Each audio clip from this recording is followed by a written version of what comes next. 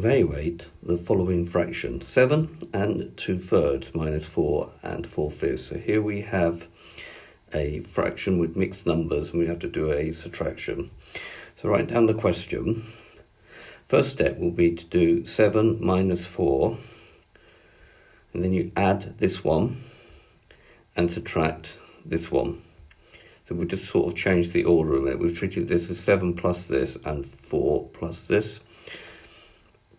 Right, so 7 minus 4 is quite easy, but we need to deal with the plus 2/3, take away the 4/5.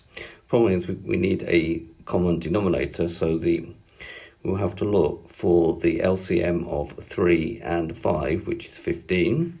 So in order to make that 15, we will need to multiply that 3 by 5 to get our 15.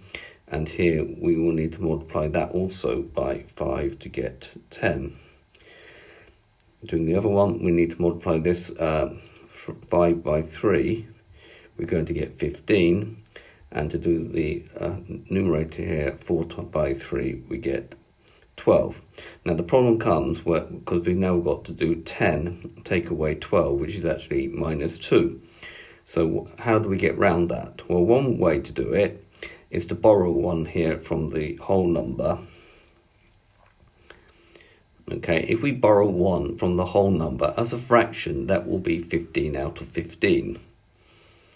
So here we just borrow 1, put a 2 up here, and here we will now put 15 plus 10. So we now have to do 2. 15 plus 10 makes 25 out of 15. This is now an improper fraction because we borrowed 1. Take away 12. And now we can do 2.